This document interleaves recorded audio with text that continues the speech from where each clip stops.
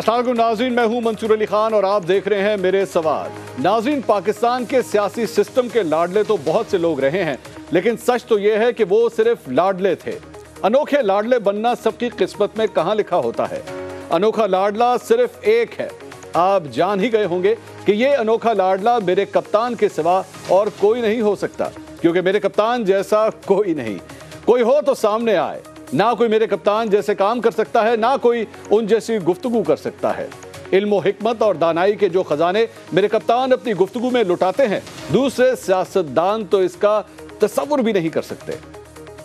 Germany and Japan killed millions of their civilians until after the Second World War they decided that they would have on the border region of Germany and Japan, they had joint industries.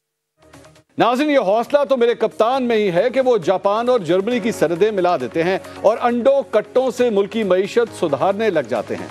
ये दूसरों के बस की बात ही नहीं, क्योंकि मेरे कप्तान जैसा कोई नहीं। कोई हो तो सामने आए। मेरे कप्तान चाहें तो तारीखी हक़ाइक़ को अपनी मर्जी के मुताबिक ढाल लें। तारीख की क्या मजाल कि मेरे कप्तान उसे बदलना चाहें और वो बदली ना जाए। क़याम पाकिस्तान के वक्त हमारे मुल्क की आबादी कितनी थी, ये सिर्फ मेरे कप्तान ही जानते हैं।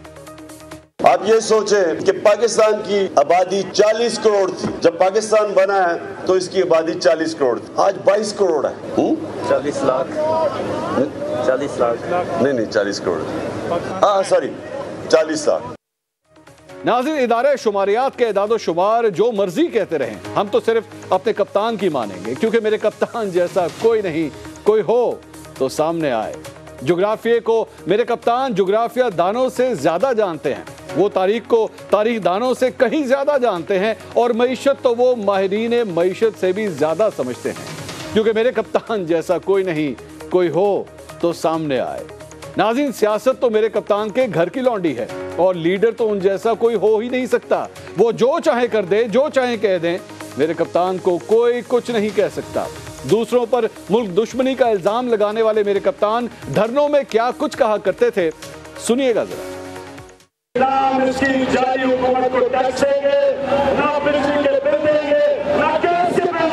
सिविल नाफरमानी की कैंपेन हम शुरू करेंगे। सबसे पहले तो बिजली के बिल नहीं देने, टैक्स नहीं देने, GST नहीं देनी। नाज़रीन, आपने सुन ली मेरे कप्तान की अपील जो उन्होंने अवाम से की थी। मेरे कप्तान की अपील हो या शौकत तरीन की ऑडियो टेप, मुल्क को नुकसान होता है तो होता रहे, बस मेरे कप्तान का रांझा राजी रहना चाहिए, क्योंकि मेरे कप्तान जैसा कोई नहीं। कोई हो तो सामने आए। ये मेरे कप्तान ही हैं जो अमेरिका जैसी सुपर पावर पर बराह रास्त इल्जाम आयद कर देते हैं कि उनकी हुकूमत को अमेरिका ने निकाला। कुछ दिनों बाद तहरीक इंसाफ खैबर पख्तूनख्वा में अमेरिका से 36 गाड़ियां भी ले लेती है और अमेरिका में मेरे कप्तान की लॉबिंग के लिए फर्म भी हायर कर लेती है। मजे की बात यह है कि इसके बाद भी जलसों में अमेरिकी साजिश का जिक्र चलता रहता है। मेरे कप्तान चाहें तो इलेक्शन कमिश्नर को खुद तैनात करें और उसकी तारीफ भी करें, और जब यही इलेक्शन कमिश्नर उनके खिलाफ कोई फैसला दे तो उसे पालतू और बिकाऊ माल करार दे दें।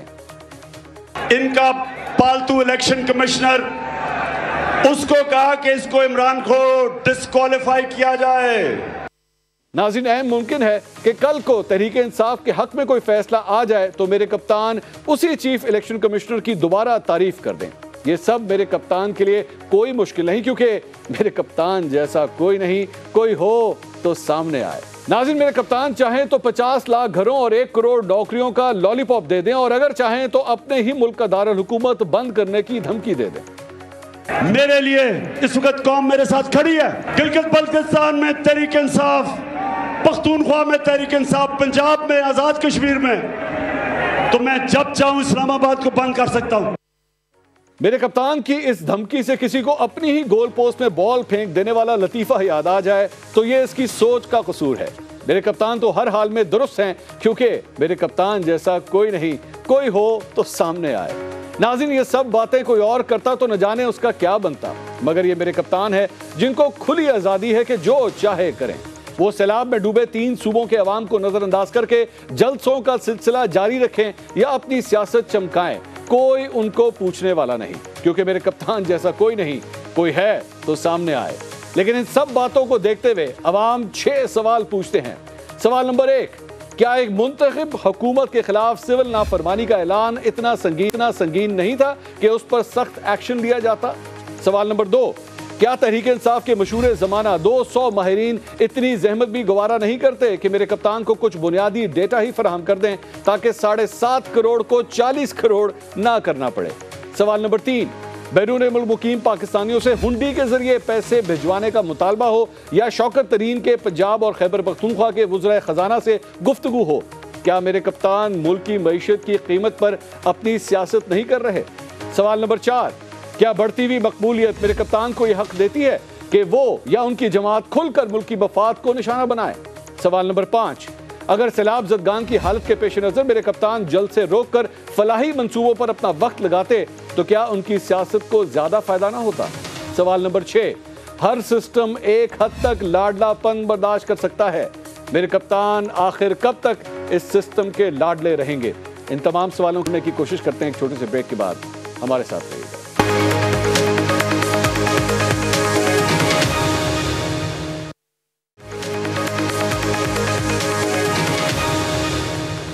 नाज़रीन, welcome back after the break. Break से पहले मैंने चंद सवालात आपके सामने रखे थे। अवाम ये सवालात इमरान खान साहब से पूछते हैं। इमरान खान साहब के जलसों का सिलसिला जारी है। आज दूसरे दिन में दूसरा जलसा उन्होंने मुनक्किद किया। कल सरगोदा में थे, अभी थोड़ी देर पहले गुजरात में उन्होंने अपनी तकरीर का आगाज़ किया। अब कल भी एक और वो जलसा करने जा रहे हैं। जलसों का सिलसिला वैसे ही जारी है। हुकूमत को वो तनकीद का निशाना बना रहे हैं। आज भी जो उन्होंने चंद बातें कही, उन्होंने पेट्रोल महंगा होने का जिक्र किया। उन्होंने कहा कि जी रूस मुझे कम कीमत पर तेल दे तो मैं क्यों ना लूं, लेकिन ये लोग रूस से तेल नहीं लेंगे, सस्ता तेल नहीं लेंगे क्योंकि अमेरिका नाराज़ हो जाएगा। साथ ही साथ उन्होंने ये भी कहा कि हम इक़्तिदार में थे तो शोर मचा के पाकिस्तान में महंगाई हो गई है, अब इनसे जाके सवाल करें कि जनाब महंगाई की क्या सूरत हाल है। और उन्होंने कहा कि हमारे दौर में आलमी मंडी में तेल 103 से लेके 110 डॉलर का था, अब उससे भी कम हो चुका है, लेकिन पाकिस्तान में जो है वो कीमतें मजीद बढ़ाई जा रही हैं। तो इमरान खान साहब जो है वो अपने जलसों के जरिए हुकूमत को टारगेट करने का सिलसिला जारी रखे हुए। इस पर मजीद बात करेंगे। अपने पैनलिस्ट का इंट्रोडक्शन कराता हूँ। मुस्लिम लीग नून से उनके सीनियर रहनुमा अताउल्लाह तारड़ साहब आज हमारे साथ मौजूद हैं।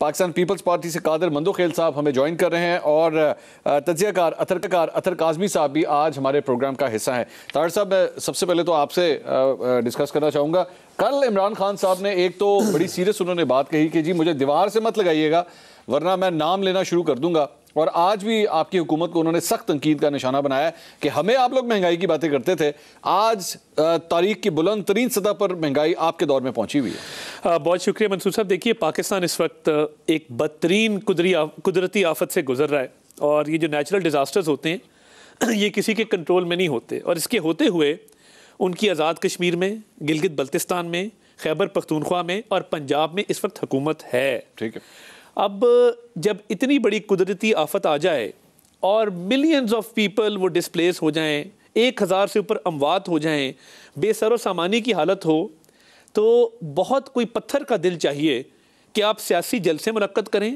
तालियां बजाएं, हंसें और वहाँ पे ठट्ठे उड़ाएं और कहें कि जी मैं नाम ले लूँगा। ले लेना नाम, क्यों नहीं लेते?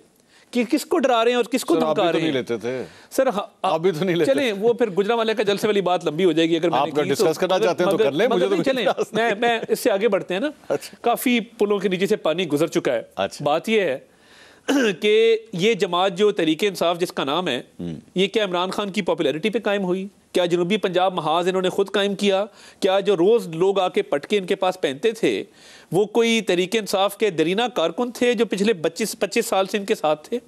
बात ये है कि ये देखना चाहिए कि आप जब 2018 में आए हैं, आप एक रिग्ड इलेक्शन के जरिए आए हैं, आप एक RTS के जरिए हैं, उसके बाद आके इस नहज पे जब मुल्क में एक मईशत जो है वो डूब रही थी, डिफ़ॉल्ट से बचाने के लिए हमने अपना किरदार अदा किया। आपने क्या किया? जो शख्स अपने मुंह से कहे कि मुल्क के 3 टुकड़े हो जाएंगे, मुल्क के न्यूक्लियर एसेट सेफ नहीं हैं, तो ये किसको मैसेज दे रहे हैं और किसको बेवकूफ़ बना रहे हैं? एक कल्ट फॉलोइंग है, ये स्याह करे सफ़ेद करे। और देखिए, ये अनोखा लाडला जो है, इसके मुंह से ऐसी बातें भी निकल जाएं कि मुल्क के 3 टुकड़े हो जाएंगे तो कोई पूछने वाला नहीं है। तौहीन अदालत करे तो कहे कि जी मुझे ख्याल नहीं रहा, मैं अल्फाज वापस लेता हूं।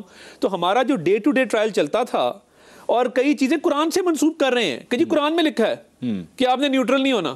कुरान कहता है कि जी आप अच्छे और बुरे में कभी मजहबी टच दे देते हैं, कभी कुछ कर देते हैं। तो मैं ये समझता हूं कि थोड़ा सा इनका बैलेंस जो है वो आज के दौर में ज़्यादा आउट हो गया है, बिकॉज इक़्तिदार से दूरी जितनी ज़्यादा होती गई है, आप देखें दिन ब दिन उनके बयानात में शिद्दत आती गई है, उनको परवाही नहीं है। IMF के लेटर वाली जो साजिश है, और फेडरल गवर्नमेंट इस पे सोच रही है कि इस पे किसी ना किसी किस्म का कोई एक्शन लिया जाए, इसको छोड़ा नहीं जा सकता कि IMF की एक ट्रांच, आपका मुआहदा जो आपने तय करना था, आपने कहा मैं खुदकुशी कर लूंगा, ये क्या सोच रही है फेडरल गवर्नमेंट? इस पे कोई लीगल एक्शन तो होना चाहिए ना, कि नहीं होना चाहिए? अच्छा, तो ये सीरियसली आपकी हुकूमत सोच रही है? जी बिल्कुल सोच रहे हैं, बिकॉज ये इतनी बड़ी साजिश है कि आपका IMF का मुआहदा हम पूरा करें, हम वो ट्रांच लेके आए बिलियंस ऑफ डॉलर्स की, उसके बाद आपके 2 वज़राए खजाना आपकी इंस्ट्रक्शंस पे लेटर लिख दें कि हम IMF की कंडीशंस फुलफिल नहीं करेंगे क्योंकि आप इक़्तिदार में नहीं है। क्या हमने कभी ये किया कि हमने फैक्टिव को सैबोटाज किया हो? या फर्ज करें कलभूषण का केस चल रहा था ICJ में, क्या क्या क्या हमने ये कोशिश की कि उसको सैबोटाज खुदा ना खास्ता किया जाए? हुकूमत आती जाती रहती है, रियासत पाकिस्तान ने कायम रहना है। रियासत पाकिस्तान को अपनी अना की खातिर और इक़्तिदार के हुसूल की खातिर इतनी बड़ी रिस्क में ना डालें कि कल को आपके लिए पाकिस्तान में रहना मुश्किल हो जाए। अतर काज़मी साहब, ये सारी गुफ्तगू सर आपने सुनी, मेरे ख्याल में हुकूमत का जो सबसे मेन जो पॉइंट है, और कई लोग इस पे मतलब एतराज़ भी कर रहे हैं कि खान साहब को इस मौके के ऊपर ये जलसे नहीं करने चाहिए। आज भी उन्होंने एक और जलसा मुनक्किद किया, कल भी वो करना चाह रहे हैं। ये ज़्यादा इसकी वजह बेसिकली अपने सियासी मोमेंटम को बरकरार रखना है, या जेन्युइनली आप समझते हैं कि हुकूमत को अगर वो तनकीद का निशाना बना रहे हैं तो यही मौका और यही टाइम है? बिल्कुल सही कर रहे हैं इमरान खान साहब।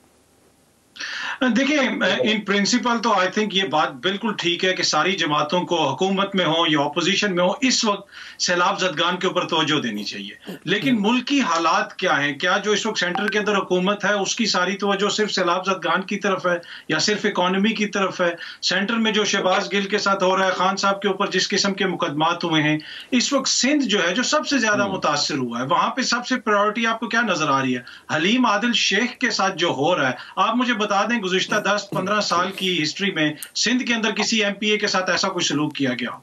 जिस तरह वहां पे कभी वो अस्पतालों में होते थे VIP, कभी किसी और जगह पे होते थे, तो क्या इस हुकूमत की और इन जो PDM है उनकी तमाम तर तवज्जो वहां पे है जहां पे होनी चाहिए? नहीं है।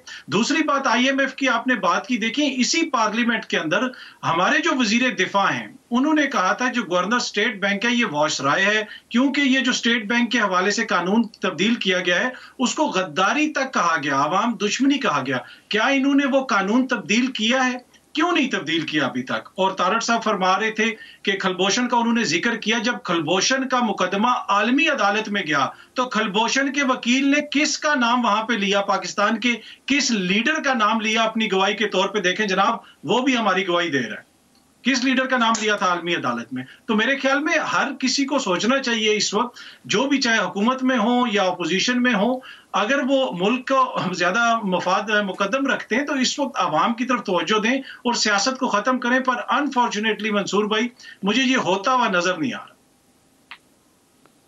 ये कादर मंदोखेल साहब, ये सारी गुफ्तगू आपने सुनी, ये अतर साहब ने वाकई जो जिक्र किया है हलीम आदिल शेख का, इमरान खान साहब भी अपनी स्पीचेस के अंदर बार बार जिक्र कर रहे हैं। मैं जो शहबाज गिल का मामला है मैं उसके ऊपर तो मैं तारड़ साहब से सवाल करूंगा, लेकिन ये जो कुछ हलीम आदिल शेख के साथ बतौर एक ऑपोजिशन लीडर हो रहा है ये अनप्रेसिडेंटेड है। और मतलब मैंने उनकी चंद तस्वीरें और वीडियोज़ भी देखी जिसमें उनकी टांग भी जख्मी हुई है, और जिस तरह उनका ट्रीटमेंट हो रहा है, पाकिस्तान पीपल्स पार्टी तो कभी भी इस हद तक नहीं गई जिस तरह का रवैया हलीम आदिल शेख के साथ अपनाया जा रहा है। मंसूर अली खान साहब, हलीम आदिल शेख की मैं पहले बात करूं फिर बाकी आपके सवालात की तरफ भी आऊंगा। हलीम आदिल शेख ने सरकारी जमीन 2000 एकड़ सरकारी जमीन पे कब्जा किया हुआ है, आज से नहीं जमाने से। और हलीम आदिल शेख के खिलाफ जो मुकदमा सिंध हुकूमत की है, मैं उसकी शदीद मुखालफत यूं कर रहा हूं कि ये बिल्कुल मामूली सा जो एंटी करप्शन डिपार्टमेंट जो खुद ही करप्शन से भरा हुआ है, पूरे पाकिस्तान का एंटी करप्शन, वो उसको चला रहे, कभी उसको खींच रहे, कभी छोड़ रहे, कभी ये समझ लो मजाक हो रहा है। 2000 एकड़ आपको बता रहा हूँ कि शख्स ने जमीनों पे कब्जा किया हुआ है, और उसको ये आंख मचोली वाली जो उनकी मुकदमात है, ये मैं तो उसके खिलाफ हूँ। एक बात ये होता ना कि आप ये समझ लीजिए उसी तरह एक्टर है जस्ट शहबाज गिल, ठीक है। अब आइए जो आपके 5 सवाल जो आपने रखे थे, और इसका बेहतर तो PTI के अतर काज़मी साहब बेहतर तरीके से दे सकते हैं, लेकिन मैं आपसे सवाल कर रहा हूं। कादर साहब आपने कहा पीटीआई के अतर काज़मी साहब एक तज्जियाकार हैं, बतौर तज्जियाकार यहाँ पे बैठे हुए, वो पाकिस्तान तहरीक इंसाफ को रिप्रेजेंट नहीं करते। मंसूर अली खान साहब मेरे मोहतरम, आप ज्यादा तजर्बा रखते हैं, हम तो पॉलिटिकल वर्कर है, हम तो नहीं जाता है। तज्जिया निगार जिसके नाम के नीचे लिखा होता है वो ये भी कहता है कि अली मादली शेख के साथ ज्यादती हुई है। वो ये भी कहेगा कि शौकत तरीन ने जो मुल्क दुश्मनी वाला किरदार अदा किया, आज इमरान नियाजी को अपनी स्पीच में नहीं कहना चाहिए। एक आलिम दीन, आपको उससे सियासी इख्तलाफ हो सकता है, आप डीजल करके नहीं पुकार सकते। तज्जिया निगार को ये भी कहना चाहिए कि इतने बड़े मुजरिम में जो शख्स झूठ बोल रहे हैं कि हमने नहीं माजरत के साथ कादिर साहब देखिए, एक मिनट कादिर साहब, अतर काज़मी साहब ना मेरे प्रोग्राम के गेस्ट हैं और मैं कभी भी ये नहीं एक्सपेक्ट कर सकता कि मेरे प्रोग्राम के किसी गेस्ट के ऊपर कोई लेबलिंग की जाए। आपको उनके तज्जिये से इख्तलाफ हो सकता है, उनकी राय से इख्तलाफ हो सकता है, लेकिन बराए मेहरबानी ये जो पार्टी टैगिंग है ना, ये इमरान खान साहब भी कई साफियों के साथ करते हैं। मेरी आपसे भी रिक्वेस्ट है, प्लीज आप ये वाली लाइन मत लीजिएगा, क्योंकि ये मैं अपने किसी भी गेस्ट की इंसल्ट नहीं बर्दाश्त करूंगा। मेरी आपसे रिक्वेस्ट है। कादर बंदोखेल साहब का हक है जी, उनकी राय है, मैं उसका एहतराम करता हूँ, कोई मसला नहीं। कादर साहब बड़े भाई हैं, क्या लें, जो मर्जी कह रहे हैं, कोई मसला नहीं। मैंने तो कोई लिफाफा की बात नहीं की है, मैंने तो कोई मराद की बात नहीं की है, मैंने तो किसी इमरान रियाज की 18 लाइसेंसों की बात नहीं की है, मेरे तो उनकी 2 महीने में करोड़ों का बंगला खरीदता हूं, मैंने तो ऐसी कोई बात ही नहीं की है। मैं तो आपको सिर्फ इतनी बता रहा हूं कि तज्जिया निगार वो होता है जो न्यूट्रल बात करे, डिक्शनरी वाला। मुझे कादिर साहब आपकी ऑडियो हमने नहीं, आपके अपने सिस्टम से ऑडियो कुछ कम हुई है, ये मत समझिएगा हमने आपकी ऑडियो कम की है। आई थिंक आप जरा अपने माइक को चेक कर लीजिए कि आपके माइक का क्या इशू है। मैं इस पे नाज़रीन मैं ब्रेक लेता हूँ, ये जो टेक्निकल इशू है इसको भी हम रिजॉल्व करते हैं, क्योंकि प्लीज डू नॉट थिंक कि कादिर बंदोखेल साहब की आवाज़ को हमने कम की है, उनकी तरफ से ऑडियो कम होना शुरू हुई है। हम कभी भी किसी की आवाज़ बंद करने के हक में नहीं होते, आज़ादी इज़हार राय के साथ हम हमेशा खड़े। विल कम बैक, और मैं दोबारा कादिर साहब को मौका दूंगा कि अपनी बात को पूरी तरह कंप्लीट करें। Will come back right after a short break, please stay with अस।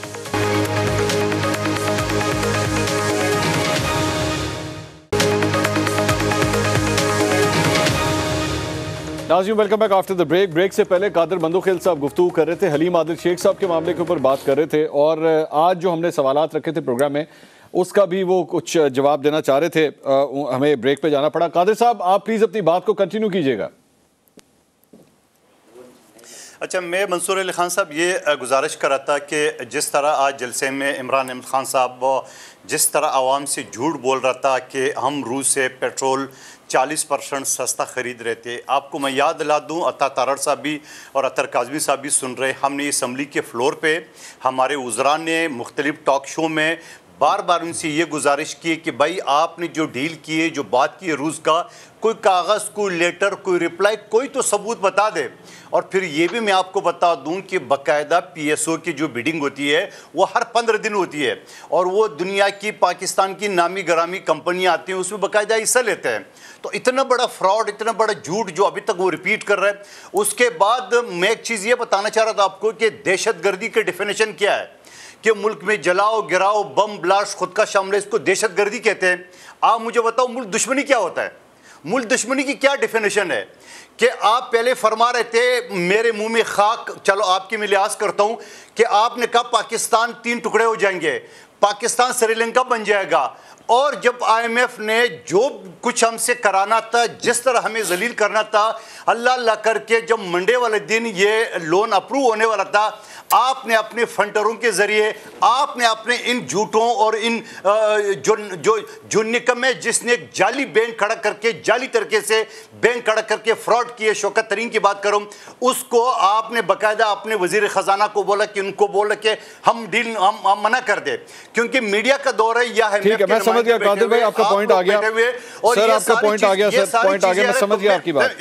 एक आखिरी बात, आखिरी बात, आप मुझे बता दो, मैं लफ्ज अपने लिए सख्त इस्तेमाल करो, बाढ़ में जाए हमारी हुकूमत, अगर IMF का लोन नहीं मिलता तो ये आपका पाकिस्तान का स्ट्रक्चर कैसे खड़ा होता? आपका इतनी बड़ी आपने किया और फिर भी हम लिहाज करें, फिर भी हम मुल्क दुश्मनी, चलो गद्दारी तो पुराना मामला हो गया, मुल्क दुश्मनी का इसके जरिए इस शौकत तरीन का, फवाद चौधरी के तो कान ऐसे मरोड़ना चाहिए ताकि हलीम अदल शेख भूल जाए, क्योंकि वो भी एक फ्रॉडी है 2000 एकड़ पे काबिज करने के। सवाल ये अगर हम भी अच्छा मैं समझ गया, मैं तारिर साहब मुझे सर इजाजत दीजिएगा, मैं आ गया सर, कादिर भाई पॉइंट आ गया, आपका पॉइंट आ गया। ये तारिर साहब, ये जिस किस्म के प्रेसिडेंट है ना, ये मुल्क दुश्मनी, गद्दारी, शहबाज गिल के ऊपर तशद्दुद, शहबाज गिल ने जो अपनी एक्सप्लेनेशन दी है, बताया है कि उनके साथ जो कुछ हुआ है ये आपको हॉन्ट करेगा, और ये वो सब कुछ हो रहा है जो आज तक पहले कभी किसी सियासतदान के साथ नहीं हुआ। काज़मी साहब मेरे लिए बहुत काबिल एहतराम हैं, आपका सवाल भी मैंने सुन लिया। मुझे तो लग रहा है कि कोई इस तरह की विक्टिमाइजेशन हो रही है कि पाकिस्तान की तारीख में नहीं हुई। यानी आप भूल गए हैं कि राना सनाउल्लाह खान की गाड़ी में 15 किलो हेरोइन जो थी नहीं बरामद कर ली गई थी। सर इनको नंगा करके मैं अर्ज करता हूँ ना जी, मैं अर्ज करता हूँ 15 किलो हेरोइन जो थी नहीं वो बरामद कर ली गई बिकॉज एक खान साहब ने कहा कि मैं मुझों से पकड़ के इसको मैं जेल में डालूंगा। जेल में जिन कंडीशन में वो रहे ना वो जिक्र नहीं करते। उनको 2 दफ़ा अटैक हुआ जिसमें एक क्लॉट आया, उनकी एक आंख अभी भी ठीक नहीं है। दलेर आदमी है ना, वो आके रोता नहीं है और ये नहीं कहता कि मेरी एक आंख से मुझे नज़र नहीं आ रहा या मेरे क्लॉट आया तो मेरी कोई थोड़ी सी इम्पेयरमेंट हुई है।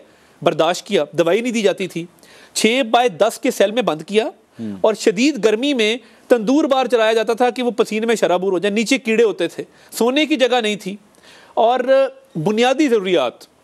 ये तो भी ऐशो इशरत में ना शहबाज गिल साहब, पंजाब हुकूमत की रन जेल है अडियाला, कोई इशू नहीं है। और जिस तरह खाना ऑर्डर कर रहे हैं, जिस तरह कह रहे हैं मैं इतना नहीं खाऊंगा, फलां नहीं खाऊंगा, आप राना सनाउल्लाह से पूछे 4-4 दिन खाना नहीं दिया जाता था। हमारे एक और साहब वहाँ पे कैद थे, उन्होंने एक वार्डर को बुलाया, उन्होंने कहा भाई ये एक रोटी है, कुछ सालन है, ये स्मगल कर सकते हो? उसने कहा जी क्या मतलब? उसने कहा राना सनाउल्लाह दीवार के उस पार है, उसको जाके दे सकते हो? उसने कहा सर मेरी नौकरी चली जाएगी। खान साहब और शहजाद अकबर डायरेक्टली मॉनिटर कर रहे हैं। ये तो इस तरह कह रहे हैं कि जिस तरह इंतहा होगी इंतकाम की। किसने बशीर मेमन को बुला के कहा कि बगावत के मुकदमे झूठे? सब two wrongs don't make right ना, मतलब जो हो चुका है। अगर मैं ये कह रहा हूं कि विक्टिमाइजेशन शहबाज गिल के ऊपर क्या तशद्दुद हुआ है या नहीं हुआ? सर देखिए, शहबाज गिल को नंगा करके मारा गया या नहीं मारा गया? मैं आपको अर्ज करूं, बात ये है हम जिस कर्ब से गुजरे, जिस अजियत से गुजरे, हमने कतन कोई केस नहीं बनाया। शहबाज गिल को घर से नहीं उठाया गया। आप ये भूलिए मत कि शहबाज गिल ने पाक फौज जो आपकी सरहदों की हिफाजत कर रही है, जो आपके न्यूक्लियर एसेट्स को प्रोटेक्ट कर रही है, जिसका basic principle chain of command का है, आज चेन ऑफ कमांड निकाल देना। सर कानूनी मामला मैं अर्ज करता हूं, कानूनी मामला तो हमने तो जेल नहीं भेजा ना, उसकी जमानत जज ने कैंसिल की है। अब इसकी इंक्वायरी पंजाब हुकूमत की जेल है, पंजाब हुकूमत की वो कस्टडी में है। ठीक है, ये पंजाब हुकूमत का और महकमा दाखिला पंजाब का फेलियर है कि एक भी मेडिकल रिपोर्ट में उस पर तशद्दुद साबित नहीं हुआ, उसको नंगा करना साबित नहीं हुआ, उसके ऊपर physical torture, assault, abuse, sexual abuse, बिजली के झटके। सर बिजली के झटके साबित करें ना, बताएं कोई जिस्म पे निशानात होंगे। सर 4 मेडिकल चेकअप्स होते हैं, पिम्स में भी होते हैं। अब एक जेल है ना, मैं तो पूरे 3 साल हमने देखा है, जेल में आप एंटर होते हैं एज अ कैदी, सबसे पहले आपको हॉस्पिटल जाके आपका मेडिकल चेकअप होता है। अगर हॉस्पिटल का डॉक्टर फील करे, जेल हॉस्पिटल का, कि ये ना काफ़ी है, तो वो आपको स्पेशलिस्ट को रेफर करता है। वो कहता है फलां फलां टेस्ट कराएं। मेरा कहने का मकसद है, मरियम नवाज शरीफ साहिबा 2 दफ़ा गिरफ्तार हो खान साहब की मंशा पे, शहबाज शरीफ साहब 2 दफ़ा गिरफ्तार हो खान साहब की मंशा पे, 0 केस। हमजा शहबाज शरीफ 22 माह जेल रहे खान साहब की मंशा पे। मियाँ नवाज शरीफ को दोबारा चौधरी शुगर मिल केस में गिरफ्तारी डाली जाए खान साहब की मंशा पे। साद रफीक, सलमान रफीक, शाहिद खाकान अब्बासी, एहसन इकबाल, मिफ्ता इस्माइल, फरियाल तालपुर, मैं आपको 50 नाम गिना सकता हूँ। खान साहब सुबह ऑर्डर करते थे, शाम को बंदा लॉकअप बंद, खाना नहीं, जमीन पे सुलाओ। खान साहब कहते मेरे तो हाथ में नहीं था सर नहीं, अमेरिका जाके जो शख्स क्या है, मंसूर साहब अमेरिका में ऑडियंस को कह रहा है, एड्रेस कर रहा है, मैं एसी बंद कर दूंगा, मैं एसी उतार दूंगा। ये तकरीरें हमने नहीं की, खान साहब ने जो किया है। मुझे फख्र है, मेरे वजीर आजम ने एक मीटिंग में नहीं कहा कि कोई गिरफ्तार करो या झूठे केस बंद नहीं किए। बात ये है, चैनल्स बंद हुए। बात ये है कि आपका चैनल आज बैठ के न्यूक्लियर एसेट्स की सिक्योरिटी कॉम्प्रोमाइज कर दे, इंडिया का एजेंडा प्रमोट करना शुरू कर दे, कोई कोड ऑफ एथिक्स, कोई पैमरा, कोई तो चीज़ है ना। मेरा कहने का सिर्फ ये मकसद है कि हमारे खिलाफ विक्टिमाइजेशन हो रही थी, हमने किया कुछ नहीं था। इधर आप फौज के अंदर बगावत पे लोगों को उकसाते हैं, म्यूटनी करते हैं, आप गद्दारी करते हैं, ओपनली करते हैं, IMF की आप ट्रांच रोकने की कोशिश करते हैं।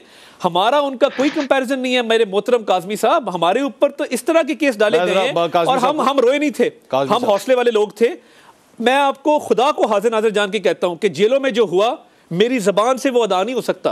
मरियम नवाज शरीफ को जिस सेल में रखा गया 6 माह, कभी आप उसकी हालत देखें, वो इतना पलीद सेल था, नमाज वहां पढ़ी नहीं जा सकती थी। वालिद के सामने गिरफ्तार किया क्योंकि इमरान नियाजी साहब की अनाक को तस्कीर मिलती थी। शहबाज गिल के साथ तो हुआ ही कुछ नहीं है। अतर काज़मी साहब, यहाँ पे अब बात यह है कि दोनों साइड जो है ना वो अपना अपना केस अपना बिल्ड कर रही है, लेकिन क्या आप ये एक्सेप्ट करेंगे कि नून लीग के साथ भी माजी में जो कुछ होता रहा और जो इन्होंने मंजर कशी अभी की है अताउल्लाह तारड़ साहब ने, क्या ये भी नाइंसाफी थी, ज्यादती थी जो कुछ होता रहा इनके साथ?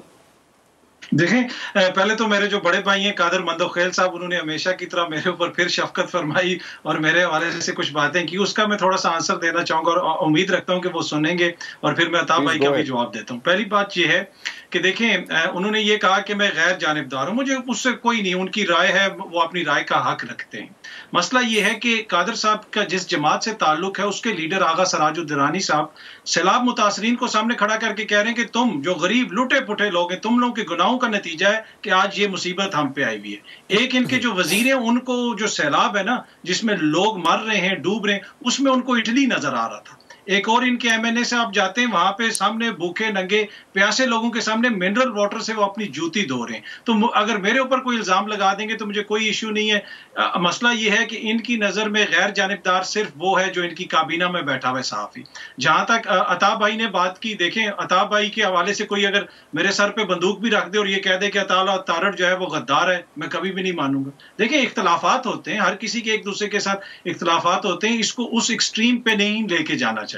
लेकिन मसला यह है कि अता साहब के जो वजीर दिफा है ना, आज जिस चैनल के हवाले से अभी अता साहब ने फरमाया कि वो चैनल इंडिया का एजेंडा चला रहा है, उसी चैनल के ऊपर बैठ के ख्वाजा आसिफ साहब ने एक और चैनल के हवाले से कहा था कि वो गद्दार है, हमने सबूत भी देखे।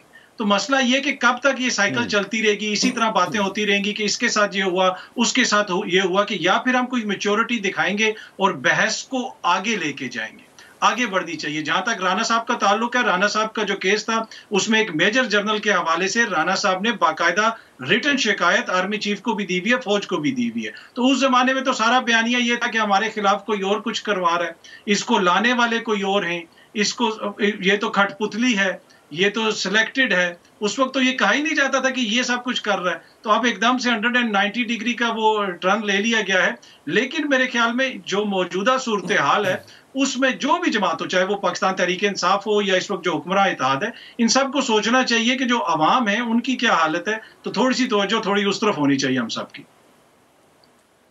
कादर मंदोखेल साहब, ये आपने अपने तमाम MNAs और मिनिस्टर्स के हवाले से ये सब कुछ सुना, आगा सिराज दुरानी साहब की भी गुफ्तगू सुनी। सिर्फ पाकिस्तान पीपल्स पार्टी को इसके ऊपर एक्शन तो लेना चाहिए या नहीं लेना चाहिए? देखिए, मैं एहतराम करता हूँ काज़मी साहब का, और मैं एक्सपेक्ट कर रहा था कि ये बड़ा सख्त मेरे बारे में मौक़िफ़ इख्तियार करेंगे, मगर उसने फिर भी मुझे बख्श दिए और मेरी पार्टी को रगड़ दिया है। वो मेरे भाई, मोहतरम भाई, आपको बिल्कुल ये जो बातें आपने की है इसमें बिल्कुल सच्चाई है। मैं आपके सामने बात नहीं करूँ, कल परसों तरसों में जिस चैनल पे था सब में मैंने बड़ी शदीद अल्फाज में मज़म्मत की है।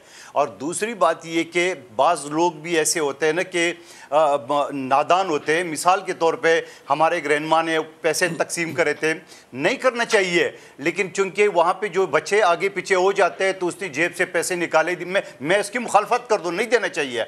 सवाल ये है, या हमारे लिए पॉलिटिकल वर्कर के लिए हमारे लिए मसला ये होता है कि हम अगर फ़ोटो खिंचवाते हैं, इस तरह कोई प्रोग्राम में जाते हैं सैलाब या इमदाद में, तो लोग बोले शोशा करें, और नहीं जाते यानी चुप के हम काम करते हैं तो कह रहे ये तो नज़र ही नहीं आ रहा है, ये तो इस्लामाबाद में बैठा हुआ है, ये तो कराची में बैठा हुआ है। सवाल ये है कि ये सारी चीज़ें मैं बिल्कुल काज़मी साहब की बात से इत्तफाक करना हूँ। ये जो बातें उसने कही नहीं होना चाहिए, मैं सख्त अल्फाज में मज़म्मत करता हूँ और मैं यही उम्मीद करता हूँ कि बिलावल भुट्टो ज़रदारी साहब इनके खिलाफ ज़रूर एक्शन लेंगे, ज़रूर इस चीज़ को उठाएंगे। लेकिन सवाल ये है, क्या हम यही चीज़ें डिस्कस करते रहेंगे, या हम आज जिस वक्त जो 3 करोड़ से ज़्यादा लोग पानी के अंदर डूबे हुए बेयारो मददगार पड़े हुए, क्या हम इसके लिए एक नहीं नहीं कादिर साहब एक मिनट, कादिर साहब एक मिनट सर, एक मिनट मेरे बात सुनिए। इमरान खान साहब ने एक टेलीथॉन की, उस टेलीथॉन से उन्होंने पैसे इकट्ठे किए। आप बिलावल भुट्टो या आसिफ अली जरदारी को कहें वो भी टेलीथॉन करें, यहाँ पे शहबाज शरीफ साहब, नवाज शरीफ साहब, मरियम नवाज साहबा वो भी टेलीथॉन करें। आप लोग क्यों नहीं करते टेलीथॉन? देखिए मंसूर अली खान साहब, मेरे ख्याल में आपकी भी याददाश्त या मालूमात प्रोड्यूसर साहब ने सही नहीं दी है। अभी 2 दिन पहले मेरे चेयरमैन ने जब यूएन का कॉन्फ्रेंस बुलाई थी, 1 घंटे के अंदर 1 खरब 30 अरब रुपए इकट्ठे किए हैं, और वो ममालिक के थे जो तस्दीक शुदा होते हैं।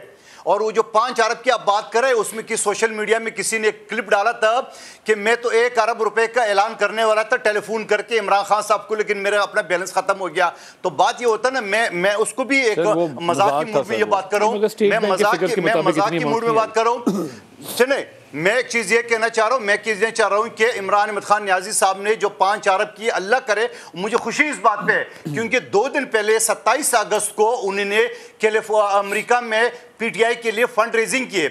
आज भी जो जलसे आपको नजर आ रहे हैं, क्या इन जलसों से बेहतर ये नहीं था कि इमरान खान साहब, जिनका अपना सूबा यानी जनूबी पंजाब डूबा हुआ है पानी में, जिनका अपना स्वाद डूबा हुआ है, जिनका अपना डी खान डूबा हुआ है, सिंध को तो पहले भी नहीं मानते थे, सिंध को तो पहले भी अपना सूबा जब वज़ीर आज़म तो नहीं मानते थे। तो इन सारी चीजों को छोड़ के आप डीजल करके गाली गलो जलसे में करने के बजाय आप आ जाते, बैठ जाते, चलो ना बैठते। ये तो आपको मानना पड़ेगा कि खान साहब की एक बैरून मुल्क मुकीम पाकिस्तानियों की एक फॉलोइंग है।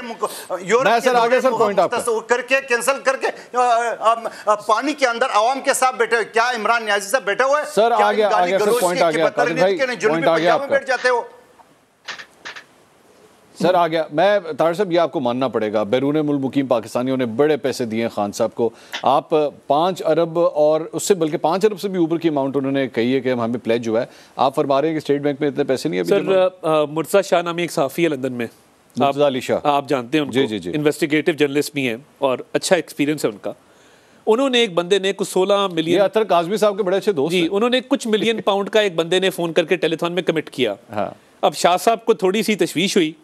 शाह साहब ने जाके पूछा कि जी आपने वो प्लेज किया था? उसने कहा जी वो तो मैंने नियत की थी, इरादा अभी नहीं किया।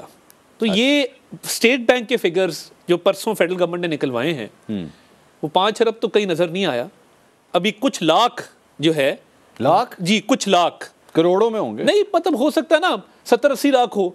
वो टेलीथॉन वाले अभी मटेरियलाइज नहीं किए। 5 अरब 500 करोड़ होता है, कुछ करोड़ों में। मैं कुछ सोच के कह रहा हूँ ना जी, अभी तक जो प्लेज किया गया था, ये फवाद चौधरी साहब ने ना आपको चैलेंज कर देना इस बात को, कर दें मुझे बता देना कि अभी तक अकाउंट में कितने पैसे आए। और ये जो आप कह रहे हैं ना कि बैरून मुल्क पाकिस्तानियों का बड़ा एतमाद है, बैरी सी स्नैप्स, उसके बाद रुमिता शेट्टी, ये बड़े बैरून मुल्क और मुल्कों के भी जो बैरून मुल्क लोग हैं और मुल्कों के बशिंदे खाते निकलने भी तार साहब निकल आए। आपका भी अभी फॉरेन फंडिंग के हवाले से, ममनुआ फंडिंग के हवाले से हमारी पार्टी का फॉरेन फंडिंग का कोई मामला ही नहीं है। देखिए बात ये है, ये बैरून मुल्क से पैसे, खैरात, अतियात, सदकात आए थे, ज़कात आई थी, तो फॉरेन फंडिंग का केस बना है ना। ये क्यों बना है? और उसमें जो जूइश लोग हैं, जो इंडियन नजाद अमरीकी हैं, जो बाकी ममालिक के सिटीजन्स हैं, देखिए वो क्यों पैसा देंगे एक पॉलिटिकल पार्टी को। तो ये टेलीथॉन बहुत अच्छा लगा, बड़े फैशन आइकॉन्स भी बैठे हुए थे, एंटरटेनमेंट के लिए बहुत अच्छा था। मगर मेरा वज़ीर आज़म 10-10 घंटे पाकिस्तान के एवरी नुक एंड कॉर्नर में जा रहे हैं। आज वो गिलगित थे, कल वो खैबर पख्तूनख्वा में थे, उससे पहले वो सिंध में थे, उससे पहले वो पंजाब में थे। वो एक आदमी है, मैं अतर भाई से पूछता हूं, पूरी मशीनरी उस शख्स ने मोबिलाइज की हुई है। और मैं खुद इस्लामाबाद था, मैं आपको बता नहीं सकता कि वो जब एक जगह से दूसरी जगह जाते हैं, सामान मोबिलाइज होता है, लोगों की मदद होती है, सड़कों की बहाली का काम शुरू होता है, वापस आते हैं, रिव्यू लेते हैं।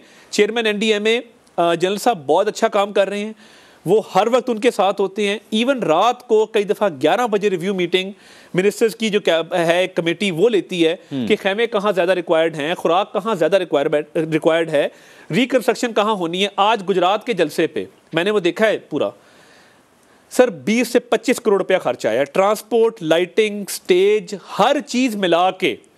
बड़े वेंडर को उन्होंने हायर किया हुआ था। अगर ये 20-25 करोड़ रुपया जो आज के जलसे पे खर्च आया है और कल के जलसे पे भी 15-20 करोड़ रुपया खर्च आया होगा, तो ये पैसे अगर सैलाब ज़दगान को चले जाएं और आपकी पॉलिटिकल मिमिक्री, जहां आप लोगों का मजाक उड़ाते हैं, लोगों की नकलें उतारते हैं, लोगों का टाइम ज़ाया करते हैं और बुतान तराशी करते हैं, तो लोगों की मदद करें। एक टेलीथॉन करने से जिसमें किसी को पता ही नहीं है, मुझे बता दें अकाउंट में कितने पैसे आए। बहुत बहुत शुक्रिया अताउल्लाह ताहिर साहब, कादिर मंदुखेल साहब और अतर काज़मी साहब। नाज़रीन के लिए इतना ही। ताहिर साहब ये फरमा रहे हैं कि अभी तक लाखों में पैसे आए हैं, करोड़ों में भी नहीं है। बहरहाल ये फिगर्स जो हैं वो ज़ाहिर बात है वेरीफाई करने की ज़रूरत है। ये ताहिर साहब का क्लेम है। कल आपसे दोबारा मुलाकात होगी। अल्लाह हाफ़िज़।